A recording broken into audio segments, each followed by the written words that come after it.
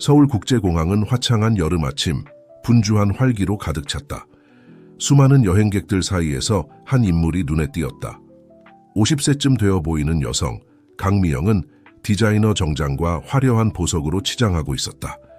그녀의 자세와 오만한 눈빛은 그녀가 주목받는 데 익숙하다는 것을 분명히 보여주었다. 강미영은 퍼스트 클래스 탑승구로 성큼성큼 걸어갔다. 고급 여행 가방을 끌며 그녀의 개인 비서는 나머지 짐을 들고 그녀의 뒤를 따라가느라 애를 먹고 있었다. 줄에 도착한 강미영은 특이한 냄새를 맡고 눈살을 찌푸렸다. 이게 무슨 냄새지? 그녀는 코를 찡그리며 말했다. 그녀의 시선은 대기실에 앉아있는 한 노인에게 머물렀다. 그는 낡고 단순한 옷을 입고 있었고 그의 굳은 살 박인 손은 고된 노동의 삶을 보여주었다.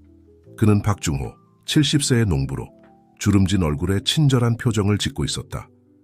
강미영은 항공사 카운터로 다가가 감독관과 이야기하기를 요구했다. 이건 용납할 수 없어요. 그녀는 큰 소리로 선언했다. 저 사람은 퍼스트 클래스를 탈 수 없어요. 축사 냄새가 나요. 감독관 김준호라는 젊은 남자는 상황을 진정시키려 했다. 강미영님, 귀하의 우려는 이해합니다. 하지만 모든 승객은 항공사 규정을 준수한다면 여행할 권리가 있습니다. 당신 내가 누군지 알아요? 강미영은 분노에 차서 대답했다. 나는 강태우의 아내예요. 강씨 투자회사의 소유주라고요. 나는 동물 냄새, 나는 사람과 객실을 함께 쓰고 싶지 않아요. 소동은 다른 승객들의 주목을 끌었고 박중호도 그중 하나였다. 노인은 천천히 일어나 카운터로 다가갔다. 죄송합니다. 그는 부드럽지만 단호한 목소리로 말했다. 문제를 일으키고 싶지 않습니다. 제가 이 부인을 불편하게 한다면 다른 비행기를 탈 수 있습니다. 김준호는 박중호를 동정해 눈빛으로 바라보았다. 선생님, 그럴 필요 없습니다. 귀하는 예약하신 좌석에서 여행할 모든 권리가 있습니다. 그러나 강미영은 물러서지 않았다. 그녀는 전화기를 꺼내 통화를 시작했고 항공사의 법적 조치와 나쁜 평판을 위협했다. 몇 분간의 히트단 논쟁 끝에 공항 매니저가 나타났다. 그는 눈에 띄게 긴장한 모습이었다. 박중호님, 매니저는 사과하는 어조로 말했다. 이런 상황이 매우 유감스럽습니다만 다음 비행기를 타시도록 요청드릴 수밖에 없습니다. 물론 보상과 퍼스트 클래스로의 업그레이드를 제공해 드리겠습니다. 박중호는 매니저를 바라보고 나서 승리의 미소를 짓고 있는 강미영을 바라보았다.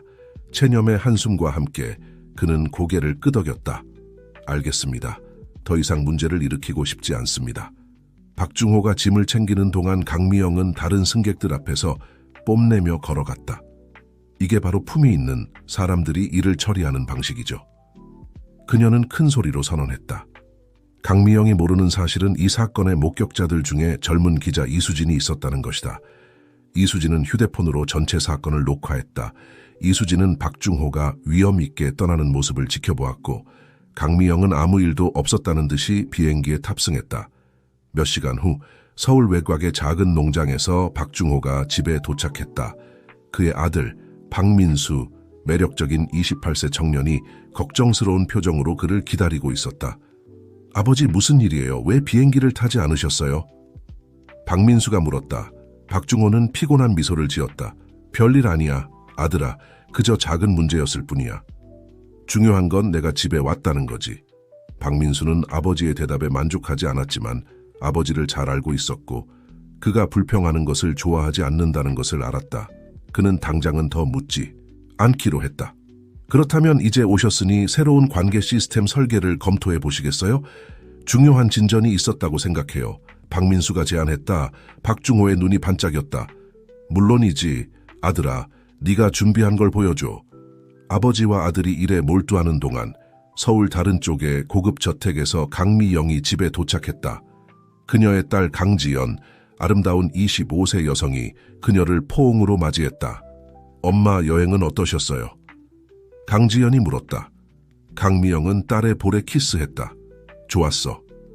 애야, 공항에서 불쾌한 사람들을 상대해야 했지만 너도 알다시피 우리는 항상 기준을 지켜야 해. 강지연은 엄마의 말에 익숙한 듯 미소 지었다. 그런데 엄마, 제가 말씀드릴 게 있어요. 정말 특별한 사람을 만났어요. 그래? 강미영이 갑자기 관심을 보이며 대답했다. 더 자세히 말해봐. 좋은 집안 출신이니? 정말 멋진 사람이에요. 엄마 이름은 민수고 농업공학자예요. 똑똑하고 친절하고 농업을 혁신할 대단한 아이디어를 가지고 있어요. 강미영은 눈살을 찌푸렸다. 농업공학자라고 지연아, 너는 그보다 더 나은 사람을 만날 자격이 있어. 우리 계급의 누군가를 엄마 제발요. 강지연이 항의했다. 돈이 전부는 아니에요. 민수는 정말 대단한 사람이에요. 만나보시면 좋아하실 거예요. 그럼 보자. 강미영은 확신이 없는 듯 대답했다.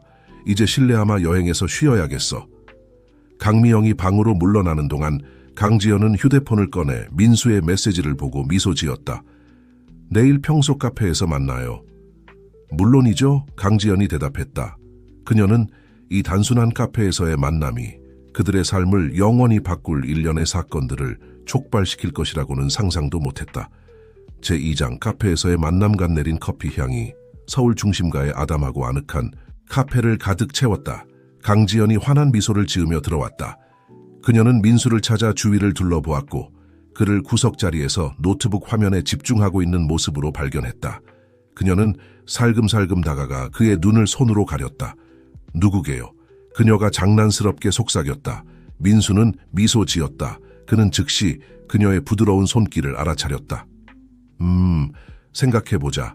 세상에서 가장 아름답고 똑똑한 여자? 강지연은 웃으며 그의 맞은편에 앉았다. 아첨꾼, 뭘 그렇게 열심히 보고 있었어요? 그녀가 물었다. 우리의 스마트 관계 시스템, 최신 데이터를 검토하고 있었어요. 민수가 노트북을 돌려 그녀에게 화면을 보여주며 대답했다. 큰 진전이 있었다고 생각해요. 강지연은 화면의 그래프와 도표를 관찰했다. 그녀는 기술적인 정보보다는 민수의 눈에서 빛나는 열정에 더 매료되었다. 정말 대단해요. 민수 당신의 발명품이 농업을 혁신할 거라고 확신해요. 그러길 바라요. 민수가 열정과 걱정이 섞인 목소리로 말했다. 아버지가 우리가 가진 모든 것을 이 프로젝트에 투자하셨어요. 전 세계의 농부들을 돕는 유산을 남기는 것이 아버지의 꿈이에요. 아버지 얘기가 나왔으니 말인데요. 강지연이 테이블 위에서 민수의 손을 잡으며 말했다. 아버님을 뵙고 싶어요. 우리 가족들이 함께 저녁 식사를 하는 건 어떨까요? 민수는 잠시 망설였다. 글쎄요. 지연 씨, 우리 아버지는 소박한 분이에요. 더 격식 있는 환경에서 어떻게 느끼실지 모르겠어요. 아, 제발요. 강지연이 고집을 부렸다.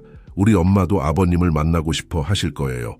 게다가 이제 우리 가족들이 서로 알아갈 때가 되지 않았나요? 민수가 대답하기도 전에 익숙한 목소리가 그들의 대화를 인터럽트 했다. 지연 씨, 이런 곳에서 만나다니 놀랍네요. 둘 다 고개를 들어 이수진 공항에서 사건을 목격했던 젊은 기자를 보았다. 수진 언니 만나서 반가워요. 강지연이 일어나 친구를 맞이하며 대답했다. 수진 언니, 이쪽은 제 남자친구 민수예요. 민수 씨, 이분은 수진 언니예요. 고등학교 때부터의 오랜 친구죠. 이수진은 미소 지으며 민수와 악수를 했지만 그의 성을 알아차리자 눈을 살짝 좁혔다. 박씨라 혹시 박중호 씨와 관련이 있나요? 민수는 놀라며 고개를 끄덕였다. 네, 제 아버지세요. 아버지를 아세요? 이수진은 대답하기 전에 강지연과 빠르게 눈길을 교환했다. 정확히 알지는 못해요. 하지만 며칠 전 공항에서 박중호 씨와 관련된 사건을 목격했어요. 사건이요? 민수가 눈살을 찌푸리며 물었다. 아버지가 비행기 문제가 있었다고 언급하셨지만 자세한 내용은 말씀하지 않으셨어요. 이수진은 이 섬세한 상황을 인식하고 망설였다. 다른 승객과 오해가 있었어요. 박중호 씨는 그 상황을 매우 품위 있게 대처하셨죠. 강지연은 공기 중에 긴장감을 느끼고 끼어들었다. 자, 수진 언니, 우리를 궁금하게 하지 말고 정확히 무슨 일이 있었는지 말해줘요. 이수진은 깊이 숨을 들이쉬고 진실이 최선의 선택이라고 결심했다. 있잖아요.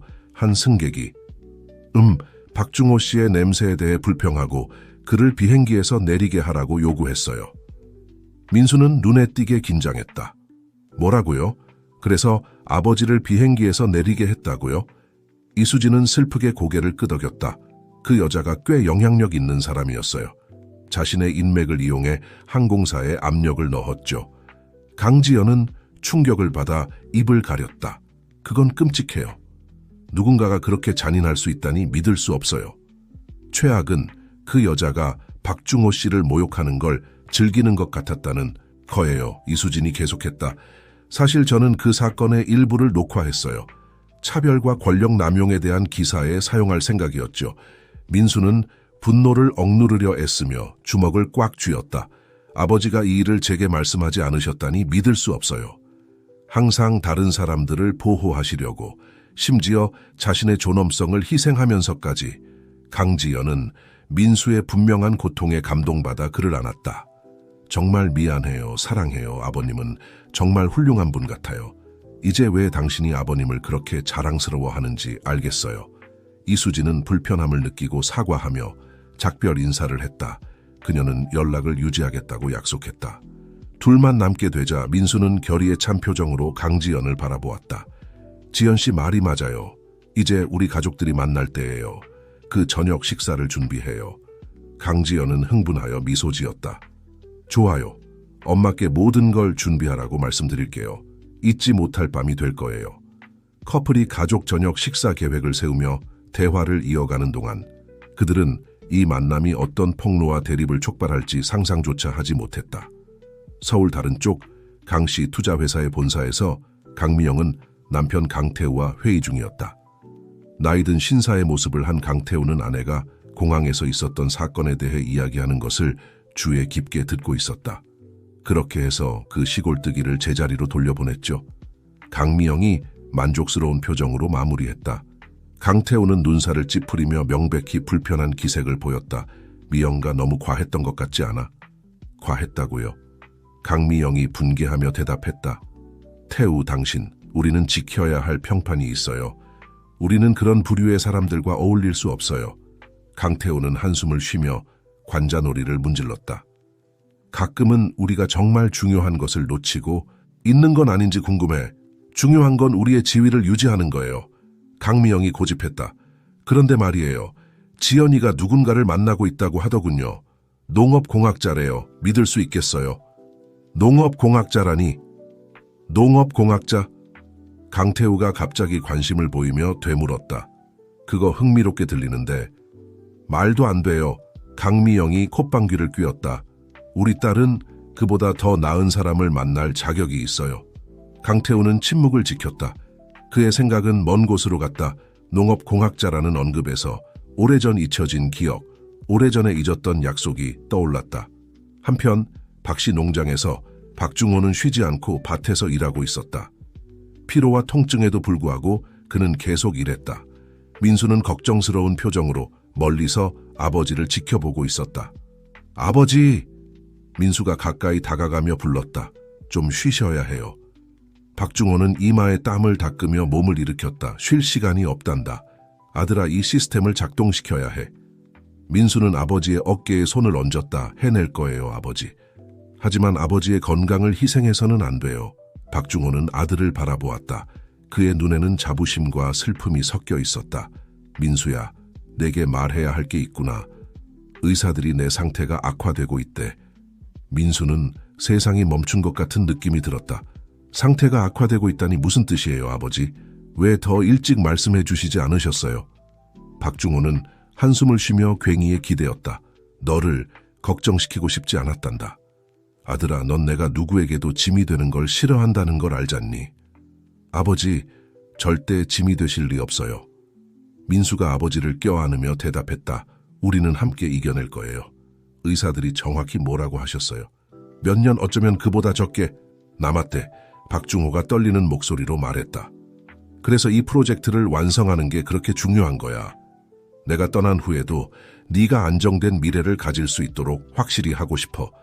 민수는 눈물이 차오르는 것을 느꼈지만 참았다. 약속드릴게요, 아버지. 우리는 해낼 거예요. 그리고 아버지를 위해 최고의 의료 지원을 찾을 거예요. 포기하지 마세요. 박중호는 약하게 미소 지었다. 난 절대 포기하지 않아. 아들아, 그건 내가 내게 가르쳐 주길 바라는 교훈 중 하나지. 아버지와 아들이 감동적인 순간을 나누는 동안 민수는 그들이 계획한 저녁 식사를 떠올렸다. 아버지, 말씀드릴 게 하나 더 있어요. 제가 정말 특별한 사람을 만났어요. 그리고 아버지께서 그녀를 만나보셨으면 해요. 우리는 그녀의 가족과 저녁 식사를 계획했어요. 박중호는 호기심 어린 표정으로 눈썹을 치켜 올렸다. 격식 있는 저녁 식사라고. 아들아, 넌 내가 그런 걸 잘 못한다는 걸 알잖니? 알아요, 아버지. 하지만 저에게 중요해요. 민수가 고집했다. 강지연은 정말 멋진 사람이에요. 아버지도 그녀를 좋아하실 거예요. 게다가 그녀의 가족은 영향력 있는 사람들이에요. 어쩌면 우리 프로젝트에 도움을 줄 수 있을지도 몰라요. 박중호는 천천히 고개를 끄덕였다. 내게 그렇게 중요하다면 아들아, 내가 가지 담은 내 농부식의 매너로 내게 창피 끼치지 않게 조심해야겠구나. 민수는 다시 한번 아버지를 껴안았다. 아버지가 절 창피하게 할 리 없어요. 아버지는 제가 아는 가장 고귀한 분이세요. 한편 강씨, 저택에서 강지연이 흥분한 모습으로 아버지의 서재로 들어갔다. 아빠, 계셔서 다행이에요. 말씀드릴 중요한 게 있어요. 강태우는 서류에서 고개를 들어 딸에게 미소 지었다. 무슨 일이니 공주? 아주 특별한 사람을 만나보시도록 저녁 식사를 준비했어요. 강지연이 발표했다. 그의 이름은 민수예요. 그리고 제 남자친구예요. 강태우는 안경을 벗고 관심 있게 딸을 바라보았다. 내 어머니가 말한 그 농업공학자 말이니? 강지연은 놀라며 고개를 끄덕였다. 엄마가 말씀하셨어요. 네, 그는 정말 훌륭해요. 아빠 많은 농부들의 삶을 바꿀 수 있는 혁명적인 관계 프로젝트를 진행 중이에요. 강태우의 눈에 무언가가 빛났다. 그거 흥미롭게 들리는구나. 그 프로젝트에 대해 더 자세히 알고 싶구나. 정말요? 강지연이 아버지의 관심에 기뻐하며 외쳤다. 그는 아버지와 함께 다음 주 금요일에 저녁 식사하러 올 거예요. 참석하실 수 있으세요? 세상에, 그렇게 중요한 걸 놓칠 리 없지. 강태우가 미소를 지으며 대답했다. 그의 미소 뒤에는 호기심과 이상한 예감이 숨겨져 있었다. 강지연이 서재를 나간 후 강태우는 생각에 잠겼다. 그는 책상 서랍을 열고 오래된 사진 한 장을 꺼냈다. 사진 속에는 젊은 강태우가 다른 남자와 함께 미소 짓고 있었다. 둘 다 작업복을 입고 들판 한가운데 서 있었다. 그는 사진을 뒤집어 뒷면의 글귀를 읽었다. 강태우와 박중호, 동업자이자 친구들, 1990년토록 오랜 시간이 지났구나. 그는 사진을 다시 서랍에 넣으며 중얼거렸다. 날들이 빠르게 지나갔고 두 가족은 저녁 식사를 준비했다. 강씨 저택에서 강미영은 완벽주의적인 눈으로 모든 세부 사항을 감독하고 있었다. 모든 것이 완벽해야 해요. 그녀는 하인들에게 명령했다. 이 관계를 승인하지는 않지만 우리는 체면을 지켜야 해요. 강지연은 어머니의 태도에 짜증이 났지만 낙관적인 태도를 유지하려 노력했다. 엄마, 제발 민수 씨에게 기회를 주세요. 분명 놀라실 거예요. 두고 보자. 강미영은 회의적으로 대답했다.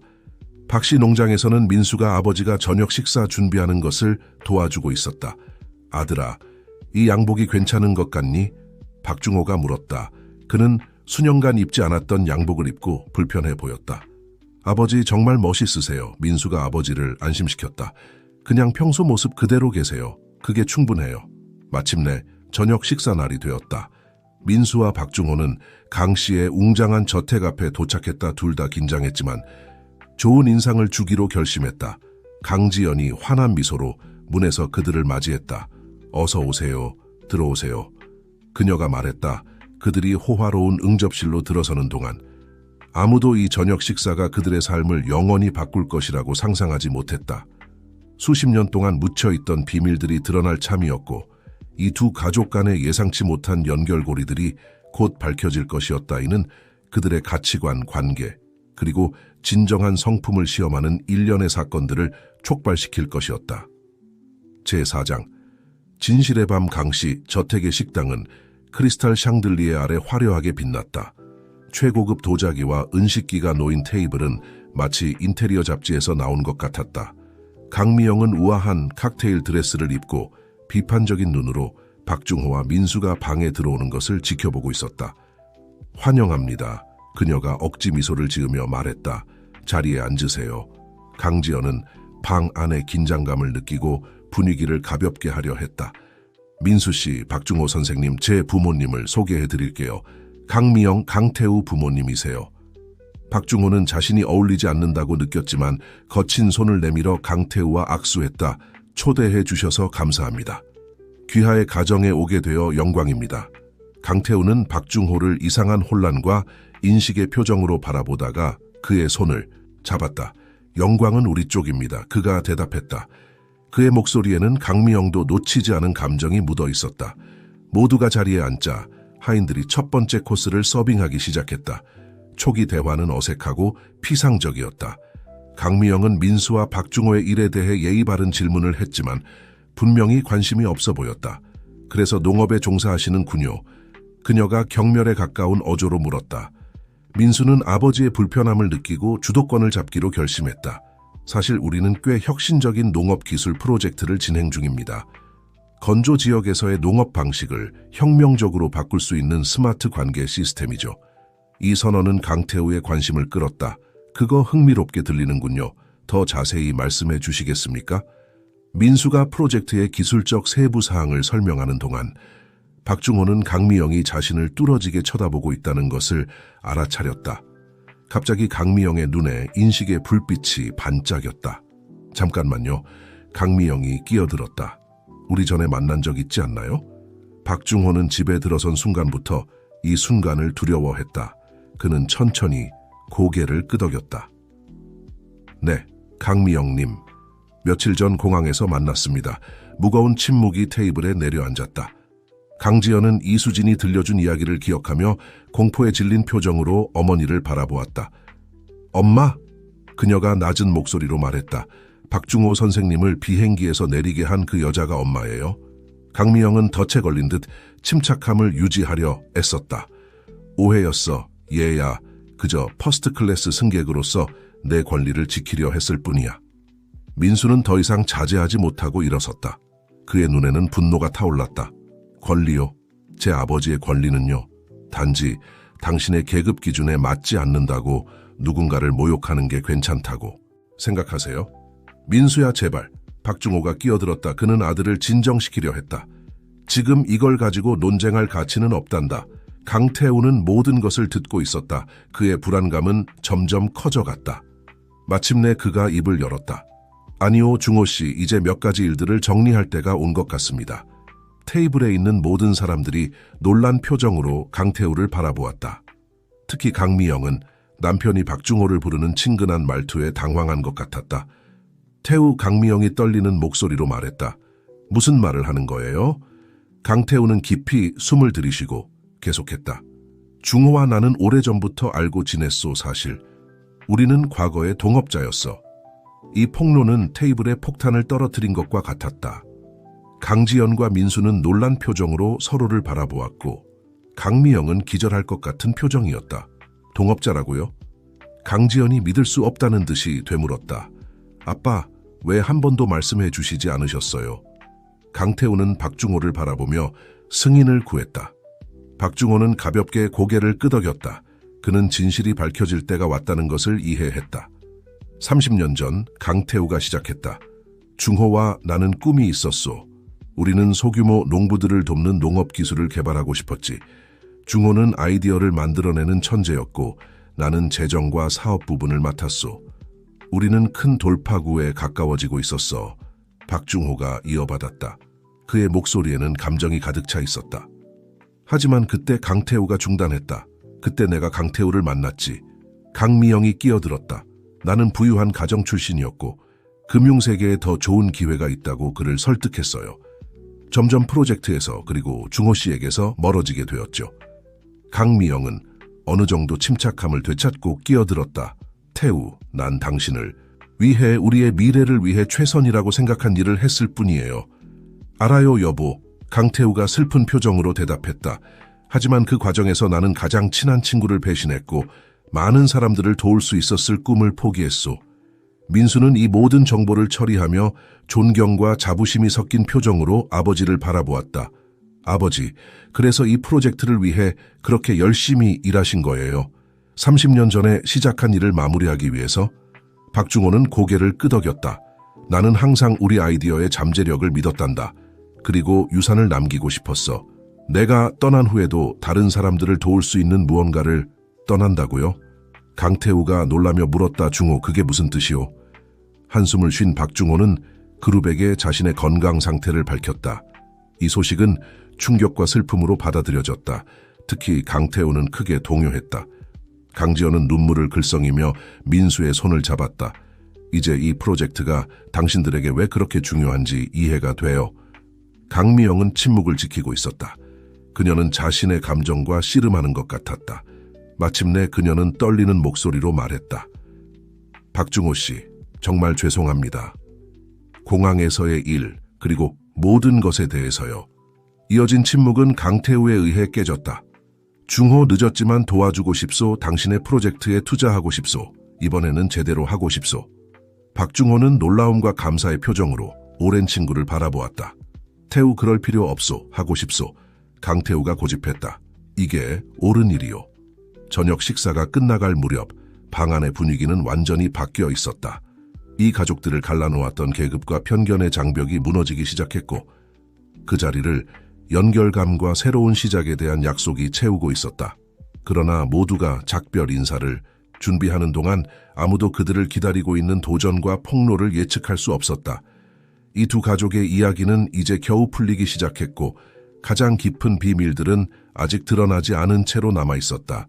제5장, 결과와 새로운 시작. 저녁 식사 이후의 며칠은 두 가족 모두에게 감정의 소용돌이였다. 강씨 저택에서 강미영은 전날 밤의 폭로와 자신의 세계관을 조화시키기 위해 고군분투하고 있었다. 이런 일을 수년 동안 숨겨왔다는 게 믿기지 않아요. 그녀는 아침 식사 중에 강태우를 비난했다. 강태우는 한숨을 쉬며 생각에 잠겨 커피를 저었다. 자랑스럽지 않아, 미영아. 하지만 이제 우리에게 잘못을 바로잡을 기회가 왔다고 생각해. 잘못을 바로잡는다고요? 강미영이 믿을 수 없다는 듯이 되물었다. 태우, 이게 우리의 평판에, 우리의 사회적 지위에 어떤 영향을 미칠지 알고 계세요? 그게 당신에게 유일하게 중요한 거요. 강태우가 약간 목소리를 높이며 대답했다. 미영, 우리는 수천 명의 농부들을 돕고 세상에 실질적인 변화를 만들어낼 수 있는 기회를 갖게 된 거요. 그게 어떤 사교 모임보다 더 가치 있지 않소? 강미영은 침묵했다. 그녀의 생각은 갈등 중이었다. 수년 만에 처음으로 그녀는 자신의 우선순위에 의문을 제기하기 시작했다. 한편 박씨 농장에서 민수와 박중호는 밭에서 일하며 최근의 사건들에 대해 이야기를 나누고 있었다. 아직도 어젯밤에 일어난 일을 믿을 수가 없어요. 민수가 관계 시스템의 일부를 조정하며 말했다. 마치 우리 가족의 모든 역사가 갑자기 바뀐 것 같아요. 박중호는 이마에 땀을 닦으며 고개를 끄덕였다. 인생은 참 이상한 방식으로 돌아가는 법이지. 아들아, 강태우를 다시 만나게 될 줄은, 더군다나 그가 우리의 오래된 프로젝트에 다시 관심을 가질 줄은 꿈에도 몰랐단다. 아버지, 정말 그를 믿으세요? 민수가 약간의 걱정을 담아 물었다. 모든 일이 있고 난 후에요. 박중호는 잠시 멈추고 생각에 잠겼다. 강태우가 실수를 저질렀지. 그건 사실이야. 하지만 우리 모두 실수를 하지. 중요한 건 그 실수를 어떻게 바로잡느냐야. 나는 그에게 두 번째 기회를 줄 만하다고 생각한다. 민수는 고개를 끄덕이며 아버지의 용서 능력에 다시 한번 감탄했다. 그런데 아버지, 저는 생각해봤어요. 강 씨의 투자로 아버지의 상태에 대해 더 진보된 치료법을 찾아볼 수 있지 않을까요? 박중호는 약하게 미소 지었다. 아들아, 너의 걱정 고마워. 하지만 프로젝트 자금을 나를 위해 쓰고 싶지 않아. 이 관계 시스템은 내 건강보다 더 중요하단다. 아버지, 민수가 좌절감에 차서 외쳤다. 아버지의 건강보다 중요한 건 없어요. 아버지가 포기하도록 두지 않을 거예요. 박중호가 대답하기도 전에 차가 다가오는 소리가 그들의 대화를 중단시켰다. 놀랍게도 강지연이 고급차에서 내리는 모습이 보였다. 안녕하세요. 그녀가 밝게 인사하며 그들에게 다가왔다. 방해하지 않았길 바라요. 전혀요. 민수가 그녀의 볼에 키스하며 대답했다. 무슨 일로 오셨어요? 강지연은 미소를 지으며 들고 있던 폴더를 보여주었다. 어젯밤 저녁 식사 후에 조금 조사를 해봤어요. 당신들의 프로젝트에 도움이 될 만한 정보가 있다고 생각해요. 박중호는 호기심 어린 표정으로 강지연을 바라보았다. 정말요? 그거 참 친절하군요. 세 사람은 헛간에 있는 즉석 사무실로 향했다. 강지연은 테이블 위에 여러 문서를 펼쳤다. 농업 혁신 프로젝트를 위한 정부 보조금에 대해 조사해봤어요. 그녀가 설명했다. 아버지 회사의 지원과 이 자금들을 합치면 프로젝트의 규모를 크게 확장할 수 있을 거예요. 민수는 감명받은 표정으로 문서들을 살펴보았다. 이거 정말 대단해요, 지연 씨. 이런 것들에 대해 잘 알고 계신 줄 몰랐어요. 강지연은 살짝 붉어졌다. 제가 경영학을 전공했거든요. 사회적 기업에 항상 관심이 있었어요. 어머니가 별로 좋아하시지는 않았지만요. 박중호는 젊은 커플을 자랑스러움과 향수가 섞인 표정으로 바라보았다. 너희들을 보니 젊었을 때의 나와 강태우가 생각나는구나. 꿈과 결심으로 가득 찬. 그리고 이번에는 민수가 단호하게 말했다. 그 꿈들이 우리 모두에게 현실이 될 거예요. 그들이 프로젝트의 세부 사항을 논의하는 동안 아무도 멀리서 그들을 지켜보고 있는 인물을 알아채지 못했다. 강지연의 친구이자 기자인 이수진이 강지연을 농장까지 따라왔던 것이다. 그녀는 최근의 사건들에 흥미를 느끼고 있었다. 여기 뭔가 큰 이야기가 있어. 그녀는 노트에 메모를 하며 중얼거렸다. 그리고 난 모든 세부 사항을 밝혀낼 거야. 이후 며칠 동안 강 씨와 박 씨 가족 간의 협력이 형태를 갖추기 시작했다. 강태우는 농업 혁신에 대한 열정을 되찾고 점점 더 많은 시간을 농장에서 보내며 박중호와 함께 일했다. 한편 강미영은 이 새로운 현실에 적응하기 위해 고군분투하고 있었다. 어느 오후 강태우가 농장에 가기 위해 준비하는 동안 강미영이 동행하기로 결심했다. 확실해요? 강태우가 놀라며 물었다. 이 프로젝트에 관심이 없다고 생각했는데 강미영은 한숨을 쉬었다. 관심이 없었어요. 하지만 이해하고 싶어요. 당신이 이 모든 것에서 보는 것을 보고 싶어요. 그들이 농장에 도착했을 때 박중호가 그들을 맞이했다. 그는 강미영을 보고 놀란 기색을 감추지 못했다. 어서 오세요. 그가 약간 불편한 듯 말했다. 무엇을 도와드릴까요? 강미영은 눈에 띄게 긴장한 채 한 걸음 앞으로 나섰다. 박중호 씨, 제 행동에 대해 다시 한번 사과드리고 싶어요. 공항에서의 일뿐만 아니라 지난 수년간의 제 행동에 대해서요. 저는 정말 형편없는 속물이었어요. 박중호는 그녀를 동정의 눈빛으로 바라보았다. 우리 모두 실수를 합니다. 강미영 씨, 중요한 건 지금 우리가 여기 있다는 거죠. 함께 일하면서 강미영이라고 불러주세요. 그녀가 작은 미소를 지으며 대답했다. 그리고 괜찮다면 당신들이 어떤 일을 하고 있는지 보고 싶어요. 박중호가 프로젝트의 진행 상황을 보여주는 동안 강미영은 새로운 눈으로 그들의 작업을 바라보기 시작했다. 박중호와 강태우의 열정과 헌신은 전염성이 있었고 서서히 그녀의 내면에서 무언가가 변화하는 것을 느꼈다. 정말 인상적이네요. 그녀가 마침내 인정했다. 농업이 이렇게 매혹적일 수 있다고는 상상도 못했어요. 강태우는 미소를 지으며 아내의 손을 잡았다. 이건 단순한 농업 이상이요. 여보, 이건 삶을 변화시키는 일이요. 세상에 긍정적인 유산을 남기는 것이지. 해가 농장 위로 지기 시작할 때 한때 편견과 오해로 나뉘었던 두 가족은 이제 공동의 목적으로 뭉쳐 있었다. 그러나 그들은 외부의 힘들이 이 새로 형성된 동맹을 시험하려 한다는 것을 알지 못했다. 이수진은 덤불 뒤에 숨어 카메라로 이 장면을 포착하고 있었다. 강씨 가문의 몰락, 그녀는 혼잣말을 했다. 아니면 어쩌면 그들의 구원.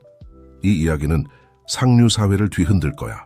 밤이 농장 위로 내려앉을 때 새로운 도전과 폭로가 그림자 속에서 자라나고 있었다. 이 두 가족 사이에 새롭게 형성된 유대를 시험할 준비를 하고 있었다. 제6장, 지평선의 폭풍 날들이 지나고 주가되면서 스마트 관계 프로젝트는 큰 진전을 보이고 있었다.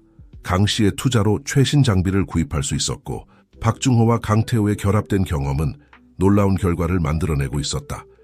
어느 맑은 아침 모두가 농장에서 일하고 있을 때 강지연이 신문을 들고 뛰어왔다. 이것 좀 보세요. 그녀가 숨을 헐떡이며 외쳤다. 모두가 그녀 주변으로 모여들었고 강지연은 즉석 테이블 위에 신문을 펼쳤다. 한 면에는 눈길을 끄는 제목이 있었다. 상류 사회에서 진흙 속으로 강씨 가문의 놀라운 새로운 삶. 이수진이 쓴 이 기사는 강씨 가족의 이야기, 박씨 가족과의 과거 연결, 그리고 단순한 농부들과 연관되면서 겪은 최근의 불명예를 상세히 다루고 있었다. 기사에는 강미영이 농장에서 작업복을 입고 있는 사진과 강태우가 박중호와 계획을 논의하는 사진이 포함되어 있었다. 이건 재앙이에요. 강미영이 기사를 읽으며 창백해져 중얼거렸다. 우리의 모든 평판이. 그러나 강태우는 다른 것에 더 걱정스러운 표정을 지었다. 여기에는 우리와 매우 가까운 사람만이 알 수 있는 세부 사항들이 있어 어떻게 이런 정보를 얻었을까? 강지연과 민수는 죄책감 어린 표정으로 서로를 바라보았다. 제 잘못인 것 같아요. 강지연이 인정했다. 이수진은 제 친구였어요. 우리의 신뢰를 이용해 정보를 얻었나 봐요. 박중호는 계속 침묵을 지키다가 마침내 입을 열었다. 정말 죄송합니다. 당신 가족에게 문제를 일으키고 싶지 않았어요. 당신 잘못이 아닙니다, 중호 씨. 강태우가 단호하게 대답했다. 여기서 누군가에게 책임이 있다면 그건 바로 나예요. 우리의 과거를 그토록 오랫동안 숨겼으니까요. 민수는 낙관적인 태도를 유지하려 노력하며 끼어들었다. 어쩌면 이게 그렇게 나쁜 일은 아닐 수도 있어요. 기사에서는 프로젝트와 그것이 많은 농부들을 도울 수 있는 잠재력에 대해서도 언급하고 있잖아요. 민수가 맞아요. 강지연이 말했다.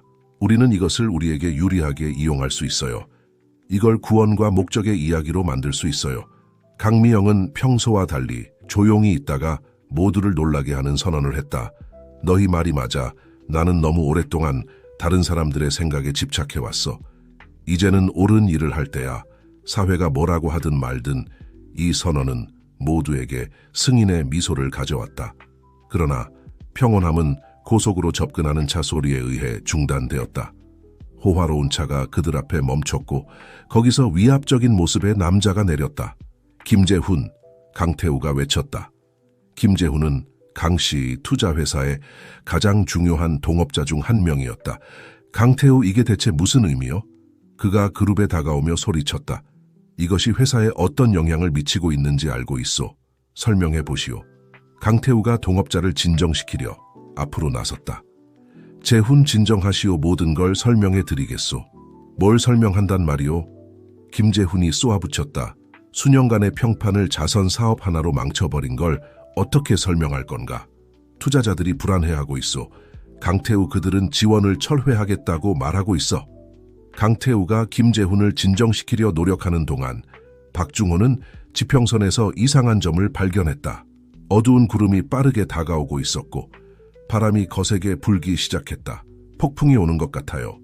그가 경고했다. 안으로 들어가는 게 좋겠어요. 하지만 아무도 그의 말을 듣지 않는 것 같았다. 강태우와 김재훈 사이의 논쟁은 더욱 격렬해졌고 강미영은 그들 사이에서 중재하려 애쓰고 있었다. 갑자기 번개가 하늘을 가로질렀고 귀청이 터질 것 같은 천둥 소리가 뒤따랐다. 비가 세차게 내리기 시작해 모두가 헛간으로 달려가 피신해야 했다. 안에 들어가자 모두 젖은 채로 숨을 헐떡이며 서로를 바라보았다. 긴장감이 감돌았다. 보세요. 민수가 침묵을 깨며 말했다. 지금은 상황이 좋지 않아 보일 수 있어요. 하지만 이 프로젝트는 우리 모두보다 더 큰 거예요. 우리는 수천 명의 농부들의 삶을 바꿀 수 있는 일을 하고 있어요. 강지연이 고개를 끄덕이며 남자친구를 지지했다. 맞아요. 그게 상류사회 몇몇 속물들의 의견보다 더 중요하지 않나요? 김재훈은 회의적인 표정으로 듣고 있다가 표정이 누그러지는 듯했다. 너희의 열정은 칭찬할 만하다. 하지만 강태우, 당신은 사업이 사업일 뿐이라는 걸 이해해야 해. 우리는 꿈 하나 때문에 모든 걸 위험에 빠뜨릴 순 없어. 그때 박중호가 앞으로 나섰다. 그의 얼굴은 모두를 놀라게 하는 결의에 찬 표정을 짓고 있었다. 김재훈 씨, 그가 시작했다. 그의 목소리는 연약해 보이는 외모에도 불구하고 단호했다. 당신의 사업에 대한 걱정은 이해합니다. 하지만 제가 보여드릴 게 있어요. 박중호는 그들을 헛간의 작은 방으로 안내했다. 그곳에는 관계 시스템의 프로토타입이 설치되어 있었다. 그는 숙련된 손놀림으로 시스템을 작동시키고 그 기능을 설명하기 시작했다. 박중호가 말하는 동안 방 안의 모든 사람들, 심지어 김재훈까지도 노농부의 열정과 지식에 매료되었다. 그는 이 시스템이 어떻게 건조 지역의 농업 생산을 증가시킬 수 있는지, 어떻게 물과 자원을 절약할 수 있는지, 그리고 어떻게 수많은 가족들의 삶을 개선할 수 있는지 설명했다. 설명을 마치자 잠시 침묵이 흘렀다. 그리고 놀랍게도 김재훈이 먼저 입을 열었다. 이건 정말 놀랍군요. 그가 경이로운 목소리로 인정했다. 강태우, 왜 이것에 대해 더 일찍 얘기하지 않았소? 강태우는 눈에 띄게 감동한 채 박중호의 어깨에 손을 얹었다. 왜냐하면 나 자신도 최근까지 이것이 얼마나 중요한지 잊고 있었기 때문이오. 중호가 내게 왜 내가 수년 전에 이 프로젝트에 빠졌었는지를 상기시켜 주었소.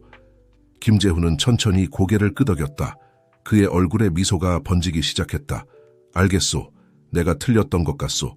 이건 단순한 자선 사업이 아니오. 이건 미래요. 밖에서는 폭풍이 계속 몰아치고 있었지만 헛간 안에서는 새로운 단결감과 목적의식이 형성되기 시작했다. 한때 그들을 갈라놓았던 계급과 편견의 장벽들이 더 나은 미래를 향한 약속 앞에서 사라지는 듯했다.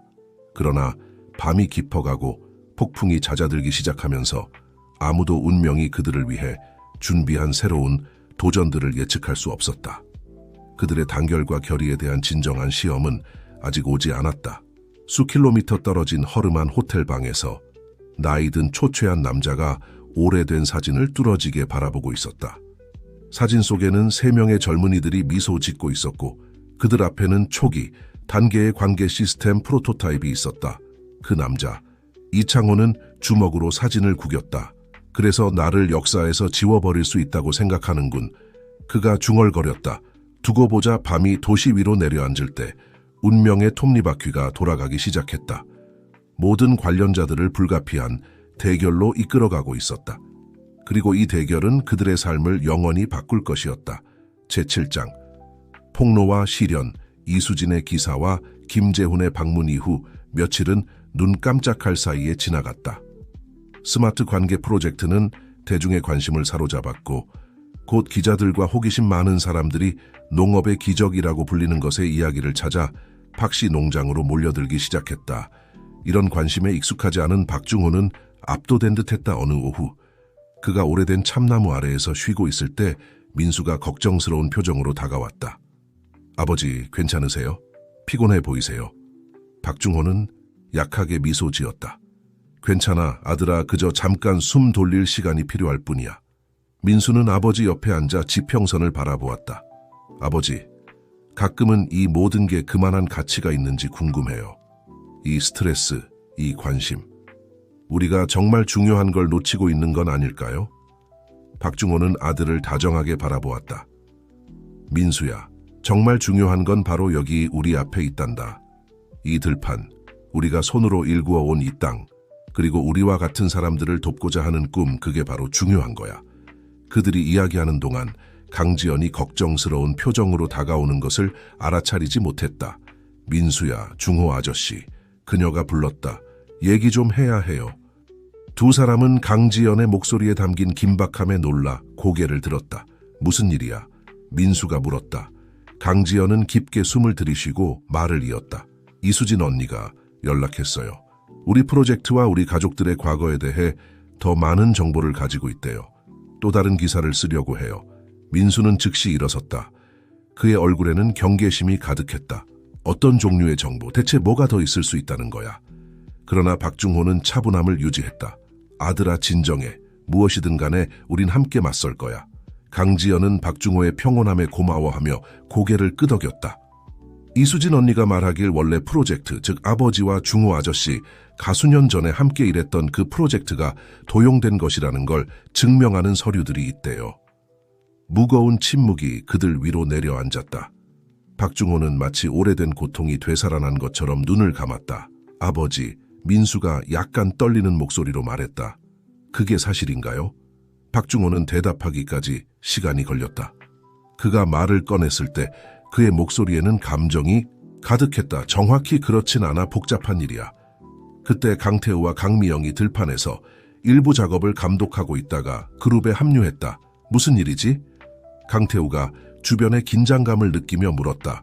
강지연이 상황을 빠르게 설명하자 강태우의 얼굴이 창백해졌다. 중호, 그가 속삭이듯 말했다. 이제 모든 진실을 말할 때가 온 것 같소. 박중호는 천천히 고개를 끄덕였다. 당신 말이 맞소. 오랜 친구여. 이제 때가 됐어. 일행은 박 씨의 집으로 자리를 옮겼다. 그곳에서 박중호와 강태우는 원래 프로젝트 뒤에 숨겨진 진실을 밝히기 시작했다. 30년 전 박중호가 시작했다. 강태우와 나만 이 관계 시스템을 연구한 게 아니었소. 세 번째 동업자가 있었지. 이창호라는 사람이었소. 강태우가 이어받았다. 이창호는 천재였소. 어쩌면 우리 셋 중 가장 뛰어났을지도 모르오 하지만 그는 불안정했소. 대단한 아이디어를 가지고 있었지만 큰 빚과 도박 문제도 있었소. 어느 날 밤 박중호가 계속했다. 이창호가 완전히 취한 채로 우리 작업실에 들이닥쳤소. 자신의 빚을 갚기 위해 프로젝트 설계도를 대기업에 팔았다고 하더군. 우리는 충격을 받았소. 강태우가 덧붙였다. 우리의 모든 노력이 우리의 동의 없이 팔려나간 거요. 우리는 격렬하게 다퉜고 이창호는 떠났소. 그 후로 우리는 그를 다시 보지 못했소. 민수와 강지연은 충격에 빠져 이야기를 듣고 있었다. 강미영 역시 이 이야기의 이 부분을 몰랐던 듯 남편을 지지하듯 그의 손을 잡았다. 하지만 그건 아버지가 프로젝트를 포기한 이유를 설명하지 않아요. 강지연이 아버지를 향해 말했다. 강태우는 부끄러운 듯 고개를 숙였다. 이창호 사건 이후 나는 프로젝트에 대한 믿음을 잃었소. 그것이 저주받은 것처럼 느껴졌지. 그리고 네 어머니를 만나고 금융계에 진출할 기회가 생겼을 때 모든 걸 뒤로 하고 떠나기로 결심했군요. 박중호가 마무리했다. 당신을 탓하지 않소. 강태우, 우리 모두 실수를 저지르니까. 무거운 침묵이 방을 채웠다. 모두가 이 새로운 정보를 소화하는 동안이었다.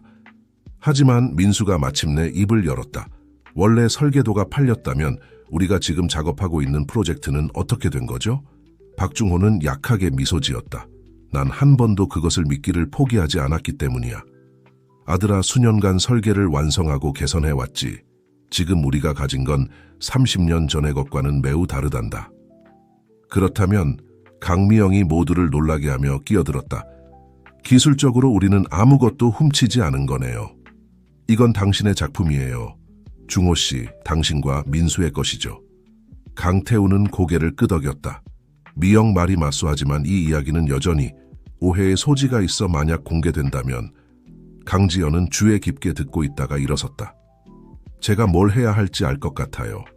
우리는 우리의 이야기를 직접 전해야 해요. 이수진 언니가 기사를 게재하기 전에요.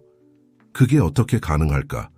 민수가 여자친구의 목소리에 담긴 결의의 흥미를 느끼며 물었다. 진실을 통해서요. 강지연이 대답했다. 우리가 기자회견을 열어요. 처음부터 모든 이야기를 들려줘요.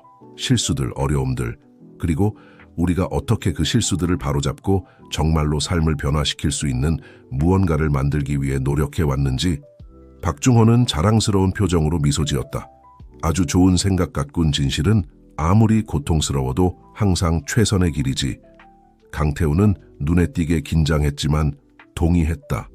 맞아, 이제 우리의 과거와 마주하고 미래를 바라볼 때야. 그룹이 기자회견을 계획하기 시작하면서 그들은 이 결정이 그들의 단결과 결의를 전례 없이 시험할 일련의 사건들을 촉발시킬 것이라고는 상상도 못했다. 수 킬로미터 떨어진 곳, 허름한 호텔 방에서 나이 들고 초췌한 남자가 오래된 사진을 뚫어지게 바라보고 있었다. 사진 속에는 3명의 젊은이들이 초기 관계 시스템 프로토타입 앞에서 활짝 웃고 있었다. 이창호는 주먹으로 사진을 구겼다. 그래서 날 역사에서 지워버릴 수 있다고 생각하는군. 그가 중얼거렸다. 두고 보자. 도시 위로 밤이 내리는 동안 운명의 톱니바퀴가 돌아가기 시작했다. 모든 관련자들을 피할 수 없는 대결로 이끌고 있었고 이는 그들의 삶을 영원히 바꿀 것이었다. 제8장 진실의 날 기자회견 당일 맑고 화창한 아침이 밝았다. 마치 하늘도 곧 밝혀질 진실을 비추고 싶어 하는 것만 같았다. 박씨 농장은 완전히 변모해 있었다. 주요 들판에는 하얀 텐트가 세워져 있었고 기자들을 위한 의자들과 무대 뒤에 설치된 TV 카메라들로 가득 찼다. 무대 뒤에서 박중호, 강태우, 강미영, 민수, 강지연은 세상과 마주할 준비를 하고 있었다. 긴장감이 감돌았다. 다들 준비됐나요? 강지연이 메모를 마지막으로 확인하며 물었다. 박중호는 평소 입는 옷 중 가장 좋은 셔츠를 입고 있었지만 여전히 그의 특유의 소박함을 유지하고 있었다. 그는 고개를 끄덕였다.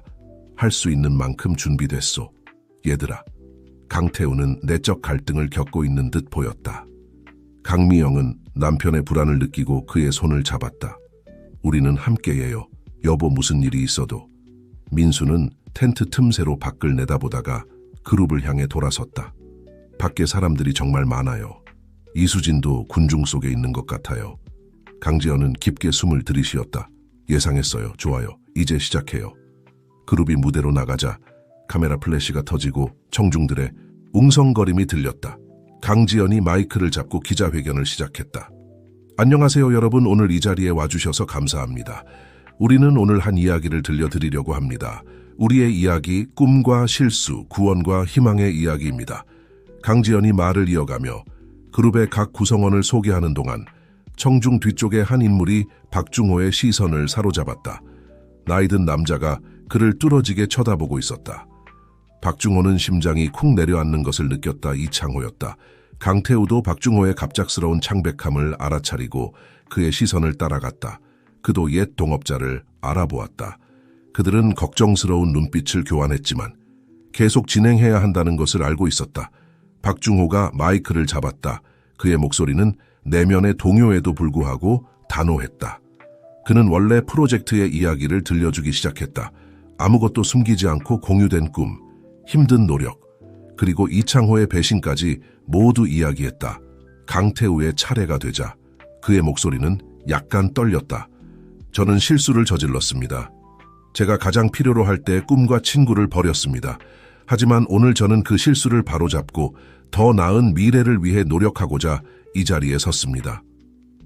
그들이 말하는 동안 청중은 조용히 경청했다. 그들의 솔직한 고백에 매료된 듯했다. 심지어 이수진도 대규모 음모를 폭로할 준비를 하고 왔다가 오히려 이 이야기에 감동받은 것처럼 보였다. 그러나 민수가 새로운 관계 시스템의 기술적 진보에 대해 설명하기 시작했을 때 청중 뒤에서 한 목소리가 끼어들었다. 거짓말이다. 전부 거짓말이야. 이창호가 중앙 통로로 걸어 나왔다. 그의 눈은 충혈되어 있었고 목소리에는 분노와 술 기운이 섞여 있었다. 너희들이 나를 역사에서 지워버릴 수 있다고 생각하나 난 이 모든 것의 진정한 천재야. 텐트 안은 혼란에 빠졌다. 기자들이 일어섰고 카메라는 이창호에게로 돌려졌다. 경비원들이 그를 제지하려 달려들었다. 그러나 박중호는 예상치 못한 행동을 했다. 그는 무대에서 내려와 이창호에게 다가갔다. 창호, 그가 부드럽지만 단호한 목소리로 말했다. 당신이 많은 고통을 겪었다는 걸 알아요.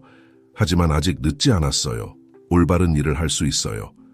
이창호는 이 제스처에 놀란 듯했다. 박중호의 따뜻한 말에 그의 분노가 조금씩 누그러지는 것 같았다. 강태우도 무대에서 내려와 그들에게 다가갔다. 창호, 우리 모두 실수를 저질렀소. 하지만 지금 우리는 여기 있고 아직 바로잡을 시간이 있소. 그 순간 놀란 기자들과 청중들 앞에서 3명의 옛 동업자들이 포옹을 나누었다. 수십 년간의 원한과 죄책감이 이 화해의 제스처 속에서 녹아내리는 것 같았다. 기회를 놓치지 않고 강지연이 다시 마이크를 잡았다. 여러분, 이것이 바로 우리가 말씀드리고자 했던 것입니다. 구원, 두 번째 기회, 용서의 힘과 앞으로 나아가는 것. 이 프로젝트는 단순히 관계나 농업에 관한 것이 아닙니다. 이는 삶을, 관계를, 그리고 공동체를 재건하는 것에 관한 것입니다. 기자회견은 아무도 예상하지 못했던 방식으로 끝이 났다. 스캔들 대신에 언론은 구원과 희망의 이야기를 얻게 되었다. 이수진은 목격한 것에 감동받아 강지연에게 다가왔다. 사과드려야 할 것 같아요. 그녀가 말했다. 그리고 괜찮다면 여러분의 진짜 이야기를 전하고 싶어요. 완전한 이야기를. 이어지는 날들과 주들 동안 스마트 관계 프로젝트는 전례 없는 추진력을 얻었다. 투자자들은 기술 혁신뿐만 아니라 그 뒤에 숨겨진 이야기에도 매료되어 지원을 제안하기 위해 몰려들었다. 이창호는 중독 치료를 받은 후 팀의 컨설턴트로 합류했다. 그의 경험과 창의력이 프로젝트에 새로운 활력을 불어넣었다. 박중호는 건강이 계속 악화되고 있었지만 자신의 꿈이 마침내 실현되는 것을 보며 새로운 에너지를 얻은 듯했다. 강미영은 모두의 놀라움 속에 프로젝트의 열렬한 지지자가 되었다. 그녀는 자신의 사회적 연주를 이용해 지속 가능한 농업의 대의를 홍보했다. 민수와 강지연은 함께 겪은 시련을 통해 더욱 강해져 약혼을 발표했다. 이는 단순히 두 사람의 결합이 아니라 한때 화해할 수 없을 것 같았던 두 가족, 두 세계의 결합을 상징했다. 그리고 이렇게 한때는 불모지로 보였던 들판에서 혁명적인 관계, 시스템뿐만 아니라 성공과 가족, 그리고 유산에 대한 새로운 이해가 꽃피웠다. 박 씨와 강 씨 가족의 이야기는 진실과 용서, 그리고 인내의 힘을 보여주는 증거가 되었다. 그들은 때로는 가장 어려운 길, 즉 정직과 구원의 길이 가장 달콤한 결실을 맺는다는 것을 증명했다 해가 이제 혁신적인 농업센터가 된 농장 위로 지고 있을 때 박중호는 주위를 둘러보았다. 그의 눈에는 눈물이 고여 있었다. 그는 아들과 그가 사랑하는 여성, 오랜 친구, 그리고 한때는 낯선 이였지만 이제는 그의 삶의 필수적인 부분이 된 가족을 보았다. 우리가 해냈어. 그가 감정에 복받쳐 속삭였다. 정말로 해냈어. 그리고 이렇게 하늘이 주황색과 보라색으로 물들고 광해 시스템의 부드러운 윙윙거리는 소리를 배경으로 한 시대가 끝나고 다른 시대가 시작되었다. 희망과 혁신의 시대, 그리고 무엇보다도 두 번째 기회의 시대가 시작된 것이다.